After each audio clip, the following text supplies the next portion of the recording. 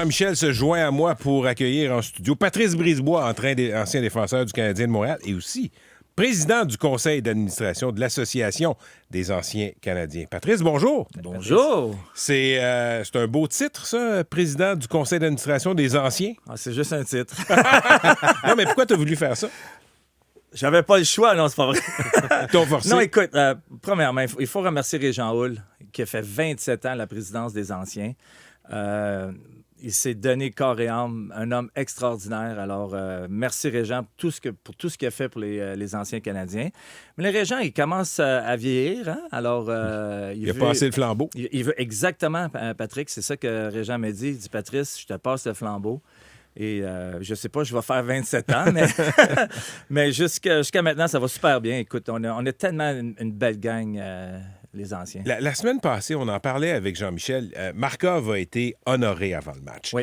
Mais là, ce qu'on se disait, c'est, tu sais, plus on avance dans le temps, plus les années glorieuses dont tu as été, là, par exemple, 93, s'éloignent de nous. Oui. As-tu la crainte qu'à un moment donné, ça va être dur de mettre des joueurs, des anciens sur la glace pour qu'on passe le flambeau puis qu'on applaudisse pendant 2 minutes? Écoute, si tu savais combien de fois je me fais poser la question, Patrice, est-ce qu'on va voir une Coupe Stanley de notre vivant? Et on a tellement des bons partisans, puis je le souhaite de tout mon cœur. Parce que quand ça va mal, les partisans sont encore là. Là, c'est certain que on a bien commencé la saison, hein? Tout le monde est excité. On a rêvé, mais là, la réalité nous a frappés. Une couple de blessures, des joueurs clés. Puis là, bien, regarde, ça prouve que entre une défaite et une victoire, il y a une couple de vétérans qui nous auraient vraiment aidés. Mais ça, c'est dit, Patrick, c'est que oui, il y a de moins en moins d'anciens joueurs qui ont gagné la Coupe. Puis, alors, on s'attend, on la veut. Moi, je te dis, c'est quoi? Puis ça, c'est une prédiction, puis ça, c'est mon cœur qui parle. Un autre 3-4 ans. Alors, soyons patients, mais dans 3-4 ans, ces jeunes-là vont prendre l'expérience parce que le talent est là. Ça, je suis pas inquiet. En même temps, Patrice, moi, je suis curieux d'entendre ton propos là-dessus parce que quand ça va mal pour le Canadien, des fois, d'avoir le coup de pouce, le soutien d'un ancien, ça peut faire la différence pour un joueur qui est dans une mauvaise passe. On a juste à penser à Samuel Montembeault présentement, qui est québécois, tu l'as vécu fois puissance 10, que ça peut être des fois les partisans envers les joueurs québécois. Mais comment tu le fais, l'approche de dire, je veux pas trop déranger le joueur, il est dans sa saison, mais en même temps, j'ai vécu un peu ce qu'il vit. Bien, c'est certain, si j'ai la chance de parler à Samuel, ça va me faire extrêmement plaisir. Les anciens, on est toujours là, on est toujours ouverts. Mais souvent, l'athlète le sait, le problème. Ouais. Il n'y a pas besoin d'entendre. Il sait que c'est une question de confiance. Surtout un gardien de but, un avant va faire une erreur. OK, il reste le défenseur. Il reste le défenseur. Le défenseur fait une erreur, il reste le gardien de but. Mais quand le gardien de but se fait marquer, et là, c'est un but faible. Il aurait aimé ça revoir ce lancer-là. Le gardien de but, la première personne qui sait, c'est le gardien. Mm-hmm. Puis Éric Raymond, qui est l'entraîneur des gardiens de but, ils doivent travailler les techniques, regarder des vidéos. Mais à un moment donné, sais-tu quoi? On dirait que tu as tellement d'informations, tu fais comme, sais-tu quoi? Va à sa patinoire, puis amuse-toi. Oui. Si c'est ce que tu as à faire, puis regarde, à un moment donné, c'est parce que si l'athlète, quand il pense trop, c'est jamais bon. Parce que si tu dis, la rondelle va aller là, mais sais-tu quoi? Peut-être elle n'ira pas là. Alors, des fois, anticiper, c'est bien, mais de juste jouer la game. Mais quand ça va mal, Patrice, c'est vrai au hockey, c'est vrai ailleurs. Quand ça va mal, c'est dur de ne pas y penser. Reviens à la base. La première chose que je pense que, moi, contrôle ce que tu peux contrôler. Que les gens en parlent, les partisans, les journalistes, sais-tu quoi? C'est correct. Tu fais un travail que tout le monde regarde. Le Canadien, les partisans adorent leur équipe. Alors, quand ça va bien, oui, c'est le fun, mais quand ça va mal... Alors, c'est pour ça que quand ça va bien, il ne faut pas que tu sois trop haut, quand ça va mal, il ne faut pas que tu sois trop bas. C'est le juste milieu dans tout ça. Juste milieu, pour l'athlète que je parle. Le canal de communication entre le club actuel et les anciens, est-ce que c'est mieux que c'était. Tu sais, il y a quelques Oui, années, on entendait beaucoup. parler que les anciens avaient plus trop leur place au Centre Bell, qu'il y avait un peu de Mais je brouhaha ne veux pas revenir sur le passé, mais... Oh, il est diplomate. Oui, parce que c'est quoi, on peut rien faire pour le passé, Ouais. mais on peut faire quelque chose Mais pour le c'était quand même futur. vrai, Patrice. Il n'y a pas une grande vous chaleur. vous savez autant que moi. Alors, D'accord. regarde, je ne veux pas embarquer sur ce sujet-là. Mais c'est certain que Kent Hughes, Jeff Gordon, on a souvent des rencontres avec les joueurs, des anciens avec les joueurs. On passe du temps avec eux. Et non, ça, c'est revenu, Ça s'est amélioré. c'est revenu à la normale. OK, parfait. Petite pause, on revient pour la suite de la conversation avec Patrice Brisebois et Jean-Michel qui est là. Avec Jean-Michel, on a le plaisir de recevoir Patrice Brisebois, l'ancien du Canadien. Patrice est aussi président du conseil d'administration des anciens Canadiens. Moi, je me souviens, là, des années 80, des années 90. Si on pense que le Canadien est une religion aujourd'hui, à l'époque, là, je pense que c'est une secte. Et c'est mon préjugé, OK? Oui. Question pour toi. Est-ce que les joueurs ont plus de pression aujourd'hui, tu penses, en 2025 ou en 85? Écoute, que ce soit dans n'importe quel sport, l'athlète va toujours avoir de la pression. Que ce soit à Montréal, moi, j'ai joué 2 ans au Colorado dans les années 2000, puis on avait beaucoup de pression parce que le propriétaire voulait gagner. Tu comprends? Oui. Alors, la différence que je peux voir, Patrick, c'est que dans les années, comme tu dis, 80-90, c'est que à chaque début de saison, il fallait gagner la Coupe Stanley. C'était ça l'attente. C'était ça l'attente. Les partisans, c'est hey, non, on est la 24 Coupes Stanley, on veut des Coupes Stanley. Tu comprends? Alors, aujourd'hui, La Ligue était autre chose aussi. la Ligue était autre chose. Moi, quand j'ai commencé, Patrick, il y avait 21 équipes. Alors, Puis il y avait des soirs plus faciles que d'autres. il y avait des soirs plus faciles que d'autres. Oui, effectivement.